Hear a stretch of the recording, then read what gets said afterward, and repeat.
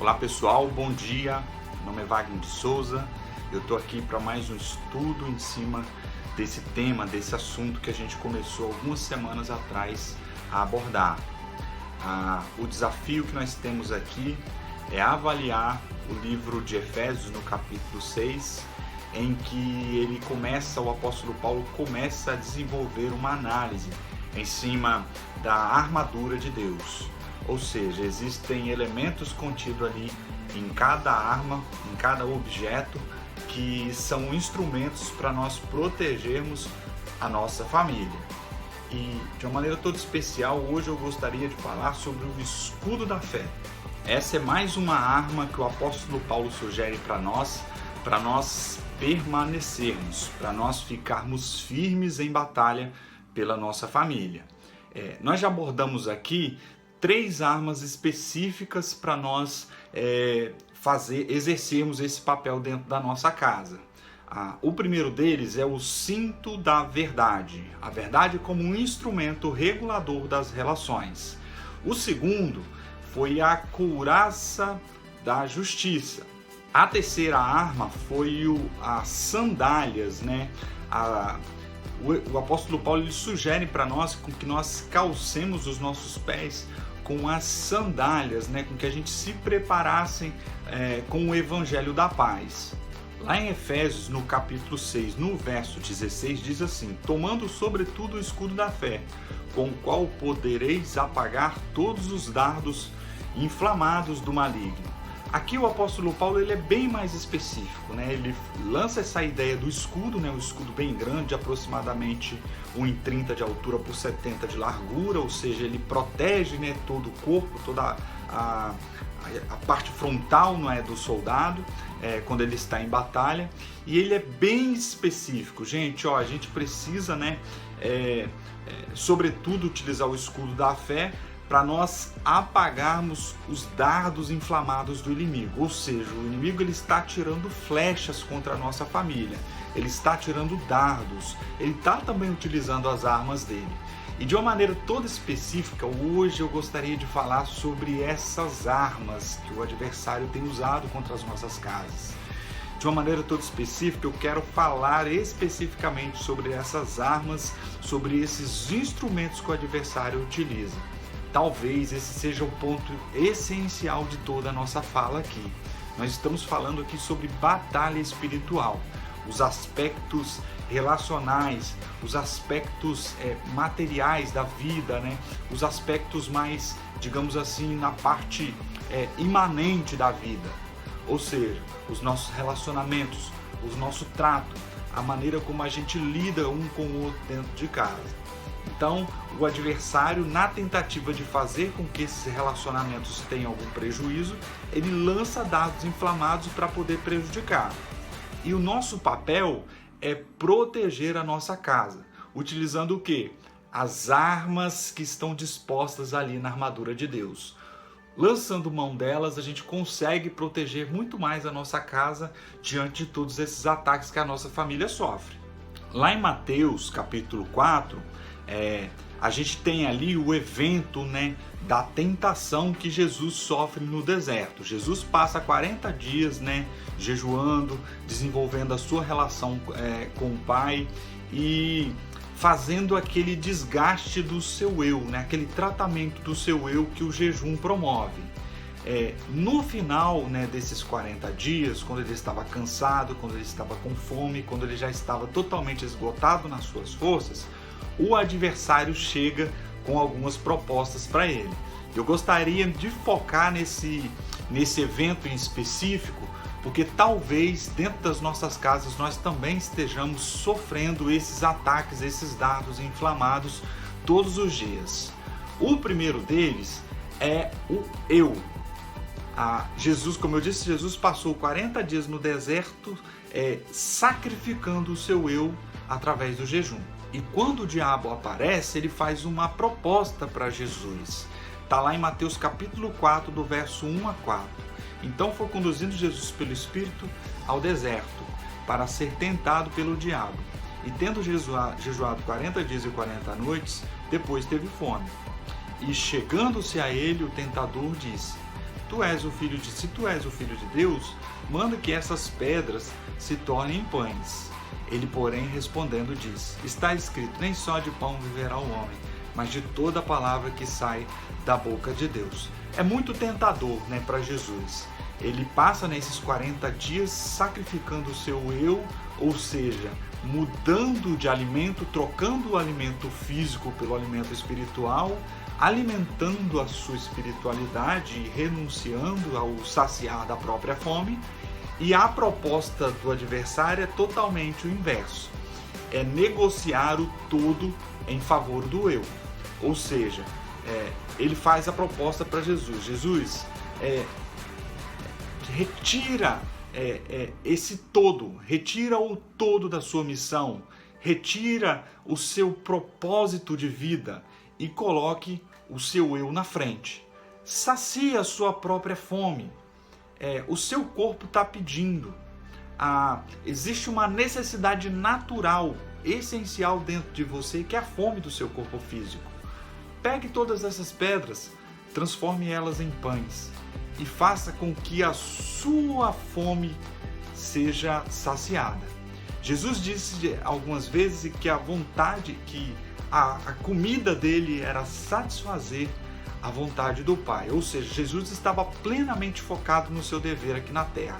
Ele deveria obedecer ao Pai, ele deveria ter uma vida plena, perfeita aqui na Terra, para que o sacrifício dele na cruz fosse realmente aceito em prol de toda a humanidade.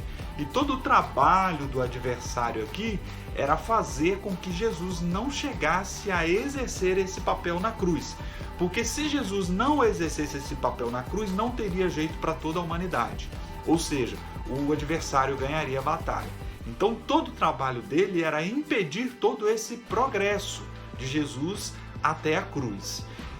E conosco também acontece a mesma coisa. Nós estamos nesse processo de sacrifício do nosso eu, em que a gente se renuncia, a gente diz não para nós e sim para Deus, e a gente vai de pouco a pouco fazendo com que a nossa vontade seja plena e totalmente de acordo com a vontade de Deus. Então todo o trabalho dele dentro da nossa casa é fazer com que a gente escolha nós, parte do trabalho dele é fazer com que a gente escolha o eu em detrimento do nós, o eu em detrimento do nosso papel, o eu em detrimento da nossa função, o eu em detrimento do todo. Um outro evento que acontece a mesma coisa está lá em Mateus capítulo 16, versículo 21 e 23. Jesus está andando com os seus discípulos e ele pergunta: gente, quem os homens dizem que eu sou? Aí eles dizem, alguns dizem que é um profeta, outros dizem que é Elias, por aí vai. Quando ele pergunta isso para Pedro, Pedro fala: tu és o Cristo, Filho do Deus vivo, ou seja, tu és a oferta de Deus para a humanidade. Aí Jesus fala: Pedro, você falou uma coisa extraordinária, é isso mesmo. Logo depois, Jesus começou a falar algumas coisas. No verso 21 e no 23, olha só. Desde então começou Jesus a mostrar aos seus discípulos que convinha ir a Jerusalém e padecer muitas coisas dos anciãos e dos principais dos sacerdotes e dos escribas, e ser morto, e ressuscitar no terceiro dia. E Pedro, tomando de parte, começou a repreendê-lo, dizendo: Senhor, tem compaixão de ti, de modo nenhum te acontecerá isso. Ele, porém, voltando-se, disse a Pedro: para trás de mim, Satanás, que serves de escândalo, porque não compreendes as coisas que são de Deus, mas só a que são dos homens. Então, o trabalho do adversário era fazer com que Jesus não chegasse até a cruz, era fazer com que Jesus não se sacrificasse em prol do todo, não se sacrificasse em prol do próximo. E Jesus, ele estava plenamente focado, e ele entendeu que o que estava na fala de Pedro não era algo natural, não era algo que vinha de apenas uma filosofia humana, mas era algo que vinha diretamente do reino das trevas. E aquela fala de Pedro foi repreendida por Jesus, ao ponto de ele dizer que aquela fala não era a fala de Pedro, era a fala do próprio Satanás. Um outro elemento que está presente aqui nessa tentação de transformar pedras em pães era o saciar a fome temporal dos seres humanos. Ou seja, Jesus transforma pedras em pães, come esses pães, sacia a própria fome. Logicamente, todas as pessoas necessitadas, os pobres da época que estavam em volta de Jesus, iriam correr para Jesus querendo saciar a própria fome. Então, qual era a tentação aqui? Não apenas sacia a tua fome, não apenas propague o teu eu. Faça com que as outras pessoas também queiram saciar a sua própria fome. Faça também com que as outras pessoas queiram saciar o seu eu próprio. Faça com que as outras pessoas também sacrifiquem o todo em prol do eu. E é muito sutil essa jogada de Satanás, porque ele jamais pede com que você faça a vontade dele, Satanás. Ele sempre pede com que você faça a sua vontade, porque se você fizer a sua própria vontade, você vai estar já imitando o próprio Satanás. Porque ele é, desde o princípio da criação, desde o início de todas as coisas, ele é aquele que só pensa nele. Ele é aquele que quer ser algo que ele não é. Ele é aquele que sacia a própria fome. E ele quer propagar essa filosofia de vida a todos os seres humanos de pouco a pouco. Gostaria de te perguntar como é que está a sua casa? Qual é a filosofia de vida que as pessoas adotam aí? Todos trabalham em prol do todo ou todos estão trabalhando em prol do eu? Todos trabalham em prol do outro ou todos trabalham simplesmente para satisfazer os próprios prazeres e as próprias necessidades? Fica aí uma pergunta boa para você desde já começar a avaliar como é que está a sua casa. O segundo dardo inflamado que o adversário atira sobre as nossas casas é a falsa piedade. Mateus capítulo 4, no verso 5 a 7.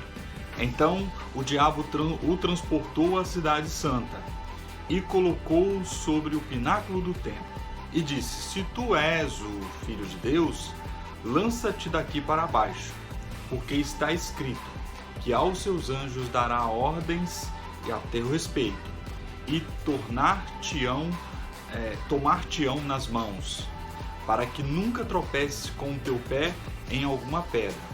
Disse-lhe Jesus: também está escrito: não tentarás ao Senhor teu Deus. Mateus capítulo 4, no verso 5 ao 7. Até aqui, toda a estratégia ela é um pouco clara. A fala é sempre: se tu és o Filho de Deus, faça. Se verdadeiramente você é o Filho de Deus, então faça. Ele muda aqui um pouco a jogada que ele fez lá no Jardim do Éden. No Jardim do Éden, faça para ser.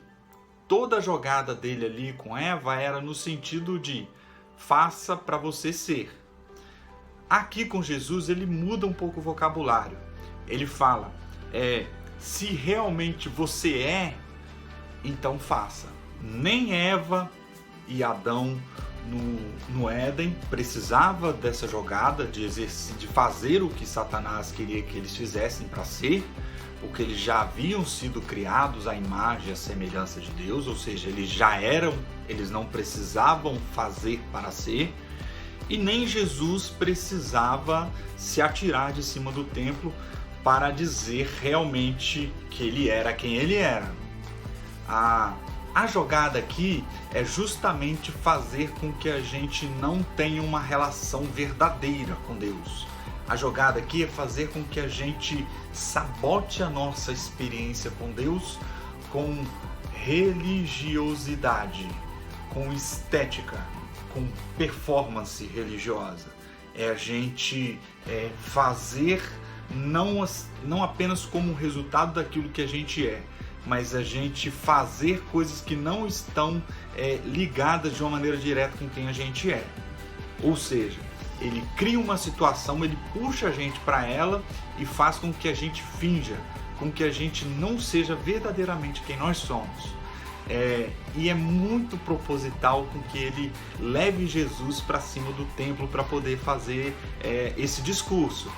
porque em cima do templo, no comum, na mentalidade comum das pessoas, era o lugar onde Deus moraria. Então ele leva Jesus para cima do templo não de uma maneira solta, mas foi intencional, de maneira que no senso comum das pessoas esse é o lugar onde Deus mora. E até hoje, no ambiente da religião, dentro do templo, no local de adoração, nós temos essa relação com o sagrado, em que a gente não consegue atingir determinados padrões, a gente não consegue obedecer a Deus em determinadas áreas e a gente simplesmente cria uma máscara para poder conviver com as pessoas. A gente cria um personagem religioso para se relacionar com as pessoas.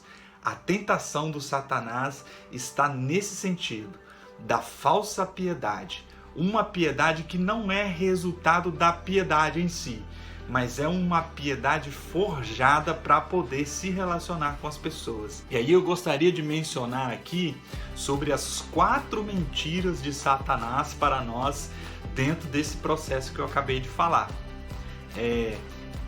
Essa fala eu devo a ela a um pastor chamado Douglas Gonçalves. Eu tive essa compreensão a partir do momento que eu vi um vídeo que ele fez sobre isso, as 4 mentiras de Satanás. Então, quais são as 4 mentiras de Satanás para produzir essa falsa piedade em nós? A primeira delas é fazer com que a gente exagere naquilo que Deus disse. Repare que o tempo todo Satanás ele está usando a Bíblia como instrumento. Ele está utilizando o que Deus disse. E uma das tentações dele para conosco é justamente o legalismo. Ou seja, a gente pega uma coisa que Deus disse e exagera, a gente faz adendos, a gente coloca a nossa própria opinião nas coisas que Deus disse. Às vezes a gente até retira alguns elementos para adequar ao que a gente acha. Então essa é uma das mentiras dele, fazer com que a gente exagere, porque assim a gente vai pegar o que Deus disse, vai dar uma mexida, uma adaptada para ficar mais cômodo a nossa experiência. Um exemplo disso é justamente o que aconteceu dentro do ambiente religioso nos últimos anos. Durante muito tempo, a gente não tinha condições, por exemplo, de falar sobre sexualidade dentro da igreja.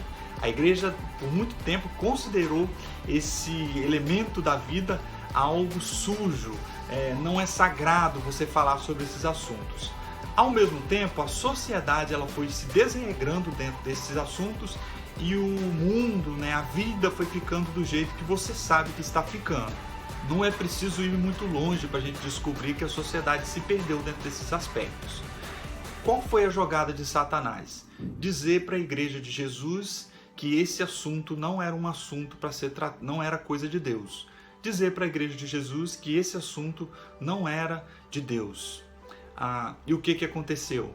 Todos esses problemas sociais acabaram se borbulhando de pouco a pouco e a gente não tem sido, nos anos passados, a gente não tem sido uma voz de profecia, a voz de Deus dentro desse assunto. E as pessoas não têm uma direção para poder conduzir a sua vida dentro desses aspectos. O fato é, Deus criou a sexualidade para o ser humano desfrutar dela de maneira saudável. A questão é, Satanás ele pega o assunto, distorce um pouquinho e exagera, faz com que nós exageremos. É óbvio que Deus não quer com que nós tenhamos uma sexualidade pervertida, mas a sexualidade ela foi criada por Deus. É um instrumento de Deus para que nós gozemos de pleno prazer. E é justamente porque Deus quer muito o nosso prazer que nós devemos obedecê-lo dentro desses aspectos. A segunda mentira de Satanás está justamente vinculada a essa questão. É colocar Deus como um estraga-prazer, aquele que quer com que você não tenha prazer. É aquele chato, é aquele sujeito que toda vez que você está se divertindo, quando ele chega, a brincadeira acaba, porque ele não é divertido, não é legal você se relacionar com ele. Você precisa ser um sujeito cara amarrada, sisudo, fechadão na presença de Deus. A verdade é que é totalmente o contrário. É justamente porque Deus quer com que nós tenhamos muito prazer na nossa vida que Ele cria alguns caminhos para nós trilharmos. Dentro de todo esse ambiente, dentro de todas essas questões, se a gente obedecer verdadeiramente a Deus, nós teremos o máximo prazer em todas as nossas áreas, seja profissional, sexual ou qualquer área da nossa vida. Vamos obedecer a Deus e confiar que verdadeiramente Deus quer o nosso bem.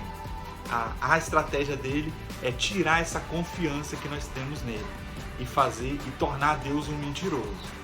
A terceira mentira de Satanás é justamente fazer com que Deus se torne um mentiroso e ele não. Logo quando ele pega o texto bíblico e fala para Jesus, os anjos vão te proteger se você jogar.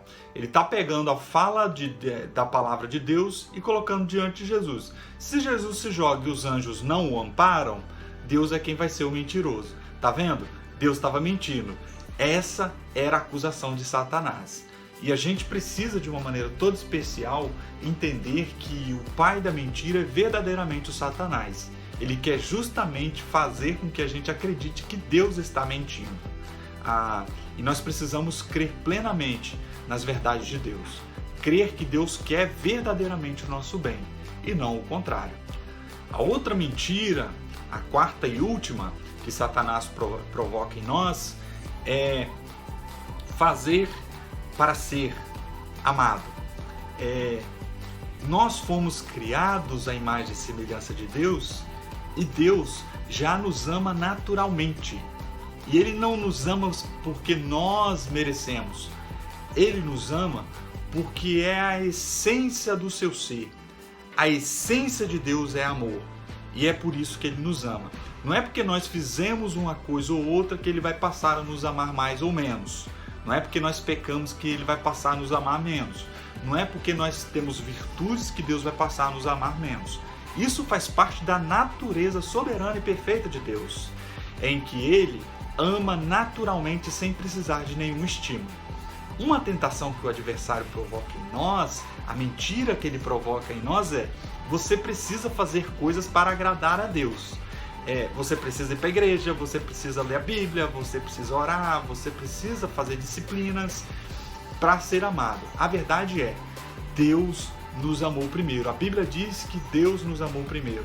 E nós não precisamos ficar nessa ansiedade toda de fazer coisas para ser amado por Deus.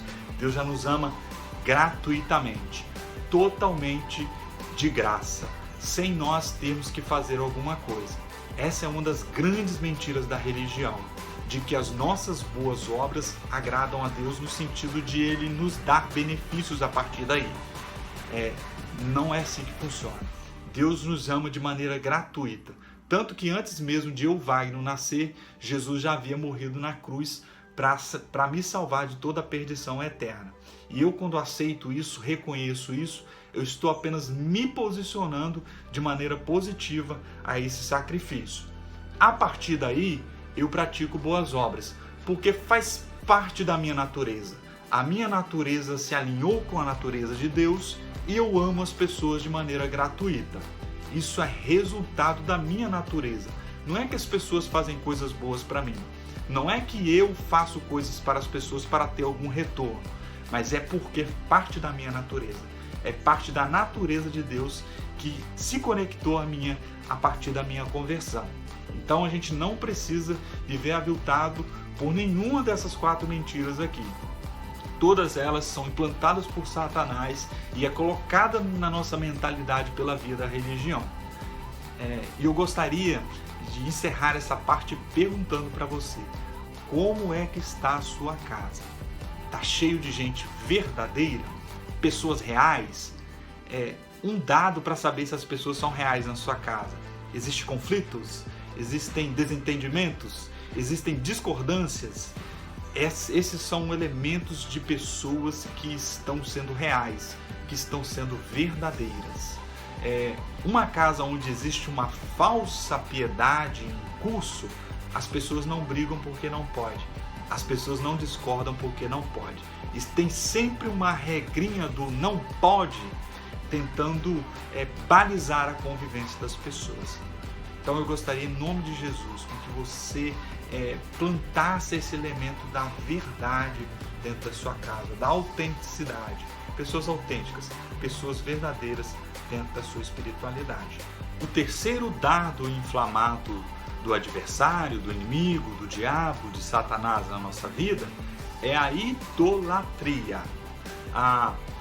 Mateus capítulo 4, no verso de 1 a 10, diz assim: novamente o transportou o diabo a um monte muito alto e mostrou-lhe todos os reinos do mundo e a glória deles, e disse: tudo isto te darei se prostrado me adorares.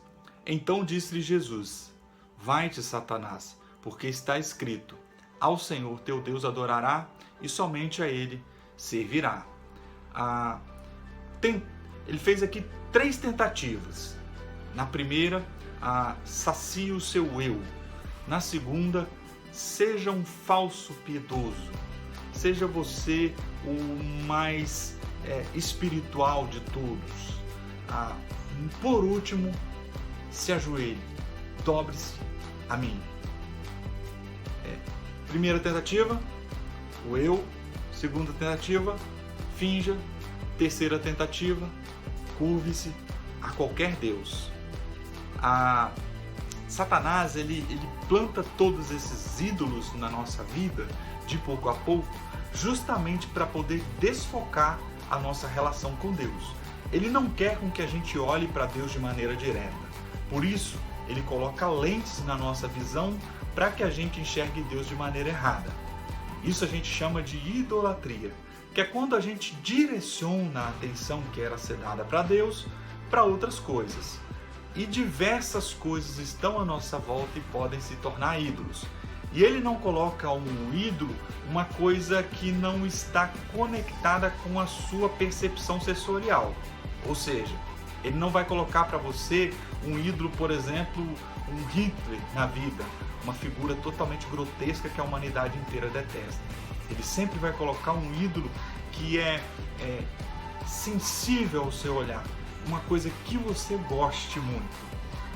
Uma delas pode ser sua mãe, que é aquele instrumento bondoso, né? A mãe cuida da gente a vida inteira.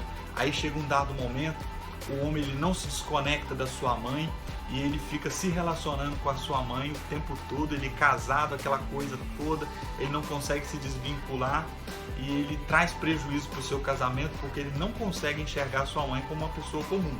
Ele enxerga ela como um ídolo, como um próprio Deus disfarçado de mãe. Então a relação dele não é saudável com a mãe, com a esposa, justamente porque ele não consegue desfocar. Um outro ídolo que pode ser colocado diante de nós são os filhos. Você percebe assim a relação idolátrica que alguns pais têm com os filhos quando uma pessoa que não é ele chama a atenção do menino na frente dele. Alguns pais ficam furiosos, eles ficam assim a ponto de querer bater na outra pessoa porque chamou a atenção do filho dele na frente dele. E não é o que eu tô falando aqui não é uma questão do tipo da pessoa falar bem assim: meu filho é minha responsabilidade, sou eu que educo. Não, é que a gente está falando de meninos que não têm regras nenhuma dentro da sua educação e se alguém tenta implantar, os pais ficam furiosos. Isso porque aquela criança se tornou um ídolo na vida dos pais. Aí a gente poderia aqui falar, por exemplo, das posses, né, das coisas, né? A Bíblia fala sobre Mamon, não é? Que é uma potestade, que é um ídolo também dentro da nossa vida. Então, existem vários ídolos, né, que são colocados dentro da nossa espiritualidade justamente para poder desfocar a nossa atenção com Deus. E ele tenta fazer isso com Jesus aqui. E sabe como que Jesus combate todos esses dardos, todas essas flechas que o adversário atinge sobre ele? Com a palavra, uma verdade, com o que Deus disse de maneira direta e saudável. Então, dentro das nossas casas, como que a gente combate todas essas questões? A gente combate com a palavra. Como que a gente combate a filosofia do eu? Amarás ao Senhor teu Deus de todo o teu coração e ao teu próximo como a ti mesmo. instrumentalize o amor de Deus nas outras pessoas. A palavra de Deus está repleta disso o tempo todo, do início ao fim. A filosofia principal do Evangelho em si é o próximo, a nossa vida de serviço, de entrega ao nosso próximo. Como que a gente combate o dardo inflamado do adversário da falsa piedade? Eu sou o caminho, a verdade e a vida, Jesus disse. Então, Jesus ele considera a autenticidade um elemento bom da vida. Quanto mais verdadeiros nós formos, mais o adversário fica desarmado, mais a gente combate os dardos inflamados dele sobre a nossa casa. Como que a gente combate o instrumento, o dardo inflamado da idolatria que ele joga sobre nós? Com a palavra. Amarás ao Senhor teu Deus. Transforme Deus no instrumento principal da sua vida. Deus é o motivo de tudo. Deus é o motivo do nosso trabalho. Deus é o motivo da nossa família. Deus é o motivo da nossa experiência religiosa. Deus é o motivo de tudo. Tirar Deus, desfocar Deus da nossa relação é extremamente nocivo. Então a gente precisa trazer Deus para a nossa relação, para o nosso dia a dia, para a nossa vida. A nossa intimidade com Deus, ela precisa ser um papo reto. Não pode ter desvios nenhum no caminho. Eu espero que essa palavra tenha abençoado você. Eu espero que você utilize, os elementos contidos aqui nessa armadura. A gente vai continuar nos próximos vídeos avaliando essa armadura de pouco a pouco. E a minha oração é com que essa palavra chegue ao seu coração e ela seja transformada em prática no seu dia a dia. Deus abençoe você e até a próxima.